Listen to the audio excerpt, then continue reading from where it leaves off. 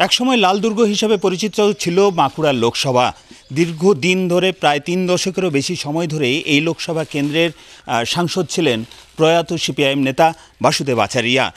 2009 সালে রাজ্য জুড়ে প্রবল তৃণমূল ঝড়েও এই লোকসভা কেন্দ্র ধরে রাখতে পেরেছিল বামেরা, তবে তা বেশি দিন স্থায়ী হয়নি।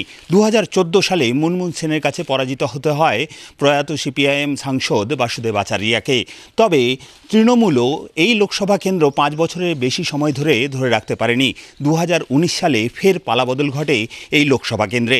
এই লোকসভা কেন্দ্রে 2019 সালে তৃণমূলকে হারিয়ে জয়ী হন বিজেপির সুভাষ সরকার।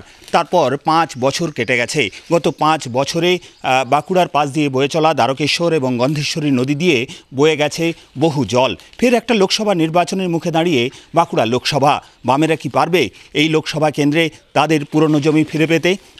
সে বিষয়ে আমরা কথা বলবো বাঁকুড়া লোকসভা কেন্দ্রের সিপিআইএম প্রার্থী নীলাঞ্জন দাশগুপ্তের সঙ্গে। নীলাঞ্জন দা, TV9 বাংলায় আপনাকে স্বাগত।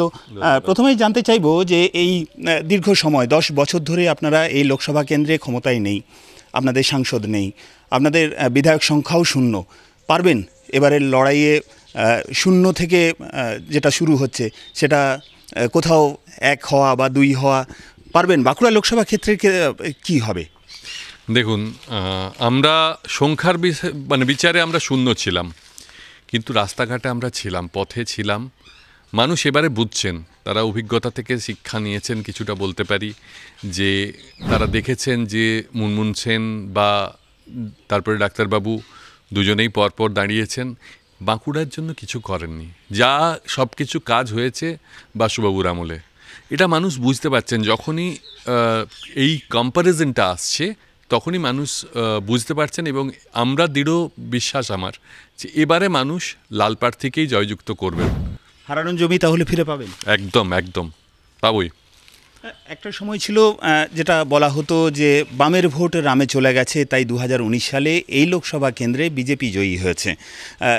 সেই ভোটটা কি ফিরে আসছে? কি মনে হচ্ছে? প্রচারে তো আপনি যাচ্ছেন, মানুষ কিভাবে রেসপন্স করছে? দেখুন, আমি প্রচারে একদম গ্রামের ইন্টেরিয়ার অবধি গেছি। বাঁকুড়া জেলার আমাদের লোকসভা কেন্দ্রের এমন কোনো অঞ্চল নেই যেখানে আমি পায়ে হেঁটে ঘুরিনি। মানুষের রিয়াকশান খুব ভালো। একটা সময় মানুষের মনে হয়েছিল যে বোধহয় তৃণমূলকে সরানোর জন্য বিজেপিকে প্রয়োজন, কিন্তু মানুষ অভিজ্ঞতা থেকে দেখেছেন যে বিজেপি আর তৃণমূলের মধ্যে পার্থক্য কিছু নেই, তাদের দৈনন্দিন জীবনযাত্রার কোনো পার্থক্য নেই, এবং এই দুটি দলের যে রাজনৈতিক সংযোগ সেটাও মানুষের কাছে ক্লিয়ার হয়ে গেছে। মানুষ এবারে তাই দৃঢ়প্রতিজ্ঞ যে বামপন্থী প্রার্থীকেই জয়যুক্ত করবেন, এবং বামের ভোট রামের গল্পটা হচ্ছে কি, রাম এখন মন্দিরে আছেন আর বামেরা সংসদে যাবে, এটাই মানুষের দাবি। মূল প্রতিদ্বন্দ্বী হিসেবে কাকে দেখছেন, তৃণমূল নাকি বিজেপি? মূল প্রতিদ্বন্দ্বী ওনারা দুজনেই। তার কারণটা হচ্ছে কি, এদের দুজনকে আমি আলাদা করে দেখছি না কিছু, কারণ ওনার দুটো দলের যে রাজনৈতিক মতবাদ, সেই মতবাদ মোটামুটি একই রকম, আমরা তার থেকে আলাদা। সেই কারণেই বাইনারিটা হচ্ছে আমাদের ভার্সেস তৃণমূল বিজেপির। লড়াইটা কার সঙ্গে হবে মূলত? মানে একেবারে নির্বাচনী ক্ষেত্রে যদি দেখি, সংখ্যার বিচারে বা ভোট প্রাপ্তির বিচারে, সেক্ষেত্রে কি তৃণমূলের সঙ্গে লড়াইটা নাকি বিজেপির সঙ্গে? দেখুন, তৃণমূল বিজেপি দুজনেরই ভোট কমছে, এবারে আমাদের ভোট বাড়ছে। এবারে মানুষ কিভাবে ভোটটা দেন সেটার উপর ডিপেন্ড করছে, তবে আমাদের ভোটটা বিপুল সংখ্যক বাড়ছে। সেই ভোটটা মোটামুটি দুজনকার কাছ থেকেই আসছে, বেশি আসছে বিজেপির কাছ থেকে। বিজেপিতে যে ভোটটা গিয়েছিল, কিছু আমাদের সমর্থক তখন মনে করেছিলেন, তারা ফিরে আসছেন। তাই লড়াইটা দুজনের সাথেই বলতে পারেন। এভাবে আলাদা করে মানুষ কিভাবে ভাবছেন বোঝা তো মুশকিল। প্রার্থী হিসেবে নাম ঘোষণার পর থেকে প্রায় 2 মাসেরও বেশি সময় অতিক্রান্ত।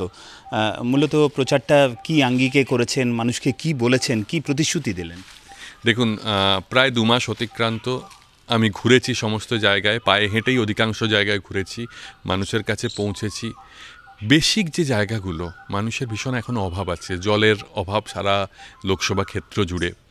আপনার পথে রাস্তাঘাটের খুব খারাপ অবস্থা, মূল রাস্তাগুলো বাদ দিলে গ্রামের দিকে ভীষণ খারাপ অবস্থা। শিক্ষা, সবচেয়ে বড় জায়গাটা হচ্ছে স্কুলগুলোর টিচার নেই, সেখানে ছাত্রছাত্রীরা পড়তে পারছে না। আদিবাসী যে আপনার হোস্টেলগুলো সেগুলো সব বন্ধ হয়ে গেছে, ফলে আদিবাসীদের পড়াশুনো একটা জায়গা নষ্ট হয়ে গেছে। ল্যাম্পসগুলো বন্ধ হয়ে গেছে, ফলে আদিবাসীদের রোজগার একটা বন্ধ হয়ে গেছে, জঙ্গলমহলের কথা বলছি। এছাড়াও বহু সমস্যা বাঁকুড়ার কাছেই যে ডোকরা শিল্প, হস্তশিল্প, আপনার তালডাংরাল পান চাষিদের সমস্যা, এই সমস্ত সমস্যাগুলোই আমাদের কাছে আসছে, মানুষ আমাদেরকে বলছেন। এছাড়াও আরেকটা বড় সমস্যা এই জেলার ক্ষেত্রে হয়েছে, সেটা হচ্ছে পরিযায়ীদের সমস্যা। প্রচুর মানুষ পরিযায়ী শ্রমিক হয়ে চলে গেছে। আপনার মেজিয়া বলুন, যে শিল্পাঞ্চল ছিল, আস্তে আস্তে আস্তে আস্তে ধ্বংসস্তূপে পরিণত হচ্ছে। রঘুনাথপুরের কথা তো বাদই দিতে হয়। রঘুনাথপুরে যা যা আসার কথা ছিল তার 20%ও স্টে করেনি, অথচ সবগুলো কিন্তু বাম আমলে এসেছিল, তাদের জমি অধিগ্রহণ হয়েছিল, সবটাই হয়েছিল। কিন্তু এই সব সরকার বা কেন্দ্রীয় সরকারের কোনো ভূক্ষেপ নেই তাতে, আর সংসদেরও কোনো ভূক্ষেপ নেই।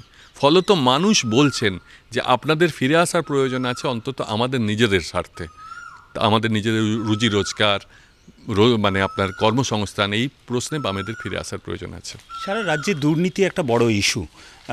বিরোধীরা বিভিন্ন ক্ষেত্রে দুর্নীতির ইস্যু তুলছে, শাসক দলের বিরুদ্ধে, রাজ্যের শাসক দলের বিরুদ্ধে। অন্যদিকে রাজ্যের শাসক দল তারা পাল্টা কেন্দ্রের শাসক দলের বিরুদ্ধে স্বেচ্ছাচারিতা, দুর্নীতির অভিযোগ তুলছে। আপনারা কি মনে করছেন যে এই দুর্নীতিটা ইস্যু হবে না? দুর্নীতি অবশ্যই একটা বড় ইস্যু। মানুষের কাছে খুব পরিষ্কার যে কারা কারা দুর্নীতি করেছেন, কিভাবে করেছেন। হাইকোর্ট বারবার বলেছে রাজ্য সরকারকে, কেন্দ্রীয় সরকারকে, কেন্দ্রীয় সরকারের সংস্থাগুলোকে বলেছেন যে আপনারা কোনোই অবধি পৌঁছেছেন, মাথাটা কবে ধরবেন। কিন্তু মাথা ধরার কোনো প্রচেষ্টা কেন্দ্রীয় সরকারের নেই। অন্যদিকে দেখুন ইলেকটোরাল বন্ড, কী বিভৎস একটা কেলেঙ্কারি। আমাদের অর্থমন্ত্রীর স্বামী অবধি বলতে বাধ্য হচ্ছেন যে এটা পৃথিবীর সবচেয়ে বড় অর্থনৈতিক কেলেঙ্কারি। আসলে সমস্যাটা কী জানেন তো, গরিব মানুষের টাকাটা লুট হচ্ছে। 100 দিনের টাকা, কি ভয়ঙ্কর একটা কেলেঙ্কারি হয়ে আছে। মানুষ কাজ করেছে, টাকা পাচ্ছে না, আর এই তৃণমূলের নেতারা করছেন কি, যারা কাজ করেনি সেই সমস্ত জায়গাতে টাকা পেমেন্ট হয়ে যাচ্ছে। এটাও একটা বড় কেলেঙ্কারি। একটার পর একটা কেলেঙ্কারি আবিষ্কার হচ্ছে। বাঁকুড়াতে জানেনই কয়লার কি অবস্থা, ক্র্যাশারগুলো বন্ধ হয়ে গেছে, একটার পর একটা কেলেঙ্কারি। রেশনের টাকা, মানে চালের কেলেঙ্কারি। কোনটা বাদ দেবেন বলুন তো? কেন্দ্রীয় সরকারের দিকে তাকাবেন, দেখবেন সেখানে পিএম কেয়ারের একটা বড় কেলেঙ্কারি হয়ে আছে। তাই মানুষের টাকা লুঠের জন্য একমাত্র যদি কেউ চেষ্টা করছে, সেটা হচ্ছে আমরা ইলেকট্রন বন্ডের মামলা করেছি। আমাদের লয়াররা দীর্ঘদিন ধরে লেগে আছেন বলেই দুর্নীতির স্বরূপগুলো উন্মোচিত হচ্ছে। আমরা কিন্তু এই দুর্নীতির বিরুদ্ধে লেগে আছি, এটা মানুষ বুঝতে পারছেন সমস্ত দিক থেকে।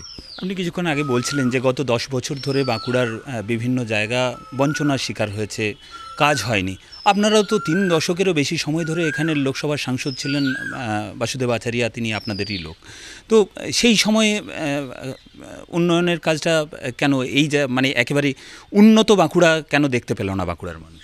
দেখুন, বাসুদেবাচার্য অনেক চেষ্টা করেছিলেন, এবং বাঁকুড়া, রঘুনাথপুর, যে জায়গাগুলো আমরা এই লোকসভার আন্ডারে আছে, সবকটা জায়গায় যেটুকু ডেভেলপমেন্ট হয়েছে আমাদের সময়ই হয়েছে। এই দেখুন না, ছাতনা থেকে মুকুটমণিপুর রেলওয়ে, এটার কাজ, জমি অধিগ্রহণ সমস্তটাই হয়ে গেছিলো। বাসুদা তখন সংসদ নন, কিন্তু দীর্ঘ অশক্ত শরীর নিয়ে তিনি বারবার দিল্লি দৌড়ে গেছেন, বারবার করে, যে যাতে এই জায়গার রেলওয়েটা হয়, এবং তার প্রচেষ্টায় অনেকটা কাজও হয়েছিল। আপনার এই যে মশাগ্রামে সংযুক্তিকরণ কতদিন ধরে চলছে তার কোনো শেষ নেই। কাজটা কিন্তু শুরু হয়েছিল বাসুদার আমলে। এছাড়াও জল প্রকল্পের 2-3টে প্রজেক্ট নেওয়া হয়েছিল। গন্ধেশ্বরী নেওয়া হয়েছে, ওদিকে আপনার ওই বিহারীনাথ পাহাড়ের কাছে একটা জল প্রকল্পের কাজ শুরু হয়েছিল, কিন্তু সবগুলোই তো থেমে গেছে। মানে 2 টার্মের মধ্যে কোনো প্রকল্পের কোনো অগ্রগতি ঘটেনি। রঘুনাথপুরে দেখুন না, শিল্পাঞ্চলে যে প্রজেক্টগুলো নেওয়া হয়েছিল সেগুলো সব বাম সরকারে হয়েছে, বাম সরকারের আমলে হয়েছে, কিন্তু সবগুলোই তো বন্ধ হয়ে গেল। ভয়ঙ্কর অবস্থা, ভয়ঙ্কর। বাঁকুড়া লোকসভা কেন্দ্রের একটা বড় অংশ সেটা জঙ্গলমহলে অংশ। তালডাংরা, রানীবাঁধ, রায়পুর 3টে বিধানসভা এলাকা জঙ্গলমহল হিসেবে চিহ্নিত। এই জায়গায় 2008-9 সালটা যদি দেখা যায়, 10-11 পর্যন্ত একটা মাওবাদী সমস্যা ছিল, এবং মাওবাদীরা মূলত এই এলাকায় ঘাঁটি গেড়েছিল অনুন্নয়নের বিষয়টাকে হাতিয়ার করে। কি মনে হয় যে সরকারের পালাবদল ঘটলো, লোকসভাও আপনাদের হাতছাড়া হলো, তারপরে কি এই এলাকার উন্নয়ন ঘটেছে? প্রচারে বেরিয়ে কি সেই বিষয়গুলোকে ইস্যু করছেন? দেখুন, আমি প্রত্যন্ত মাওবাদী অধ্যুষিত এলাকাগুলো ঘুরেছি। আমার অভিজ্ঞতা হচ্ছে যে তৃণমূলের একটা অংশ মাওবাদীদের সঙ্গে যোগাযোগ করেই এই সমস্ত কার্যগুলো ঘটিয়েছিল। এখন দেখুন, আপনি ভালো করে গিয়ে দেখবেন, যাদের মাওবাদী বলে তখন বলা হচ্ছিল, তারা সবাই তৃণমূলের নেতা হয়ে গেছেন। উন্নয়ন কিছু হয়নি, রাস্তাঘাট কিছুটা পরিষ্কার পরিচ্ছন্ন হয়েছে, সেটাও অনেক মানে তার পিছনেও অনেক কেলেঙ্কারি আছে, কিন্তু জীবনযাত্রা মানুষের কোনো উন্নত হয় না। বরং যেটা হয়েছে উল্টো দিকে, কেঁদু পাতার উৎপাদন বন্ধ হয়ে গেছে, ল্যাম্পসগুলো সমস্ত বন্ধ হয়ে গেছে। তারপরে আপনার অন্যান্য যে ভেষজগুলো তৈরি হতো রানীবাঁধের বিভিন্ন এলাকায়, রায়পুরের বিভিন্ন এলাকায়, সেগুলো সব বন্ধ হয়ে গেছে, তোলাই বন্ধ হয়ে গেছে। ফলে মানুষের জীবন দিন দিন খারাপ থেকে খারাপতর হচ্ছে। আপনি ভাবতে পারেন মুকুটমণিপুরের একটা অংশ, সেখান থেকে মানুষকে এখন 30 কিলোমিটার 40 কিলোমিটার গিয়ে গেঁড়ি গুগলি কালেকশন করে বাজারে বাজারে বিক্রি করতে হচ্ছে। যারা সেই সময় কিছু কিছু কাজ করতেন, ল্যাম্পসের পাতার কাজ করতেন, আমি তাদের সাথেও কথা বলেছি। মানুষের জীবনের অবস্থা খুব খারাপ, জল নেই, হাহাকার চারদিকে। যে জলের প্রকল্পগুলো হয়েছিল, আমার ধরুন চাষের জল, মুকুটমণিপুরের জল ছাড়ার উপরে অনেকটা নির্ভর করে ওই দিকের চাষগুলো, সেখানে সেটাও পুরোপুরি স্বেচ্ছাচারীভাবে ছাড়া হচ্ছে। যে সময় প্রয়োজন সে সময় জল ছাড়া হচ্ছে না। আবার দেখুন, কিছু কিছু মন্ত্রী নেতারা আসছেন, তখন তাদেরকে দেখাবার জন্য মুকুটমণিপুরের জল ছাড়া হচ্ছে। এই যে সব মিলিয়ে একটা অসাম্যতা, একটা বলতে পারেন বিশৃঙ্খলতা, জঙ্গলমহলকে পঙ্গু করে দিচ্ছে দিন দিন। এবং এটার থেকে তারা মুক্তি পেতে চাইছেন। চোখ মুখে তাদের আকুতি বলে দিচ্ছে যে তারা এটার থেকে মুক্তি পেয়ে নতুন জীবনের আস্বাদ গ্রহণ করতে চাইছেন। তারা আসতে চাইছেন লাল পতাকার তলায়। আমার শেষ প্রশ্ন সেটা হচ্ছে যে আপনার যারা প্রতিদ্বন্দ্বী, মূল প্রতিদ্বন্দ্বী তৃণমূলের অরূপ চক্রবর্তী, তিনি তালডাংরার বিধায়ক, আর অপর প্রতিদ্বন্দ্বী তিনি হচ্ছেন সুভাষ সরকার, যিনি গত 5 বছরের বিদায়ী সাংসদ। লড়াইটা কি কঠিন মনে হচ্ছে না দুই হেভিওয়েটের সঙ্গে? দেখুন, আমার তো ব্যক্তিগতভাবে ওনাদের সঙ্গে লড়াই নয়, আমার লড়াইটা হচ্ছে ওনাদের মতাদর্শের জন্য। আমি খুব মাঝারি একজন মানুষ, রোজ আনি রোজ খাই, আরও 10টা মানুষের সঙ্গে নিজেকে রিলেট করতে পারি। আমার মনে হয়েছে যে মানুষের সমর্থন পেলে হেভিওয়েট কেউ নয়। আমাদের জ্যোতি বসু বলে গিয়েছিলেন, মানুষই শেষ কথা। আমিও তাই বলতে চাই, মানুষই শেষ কথা। তারা উত্তর দেবেন যে তাদের এই বঞ্চনা যে 10 বছর ধরে হয়েছে, সেই বঞ্চনার বিরুদ্ধে তারা 25 তারিখে রায় দেবেন। আশাবাদী আপনি? একদম 100% আশাবাদী।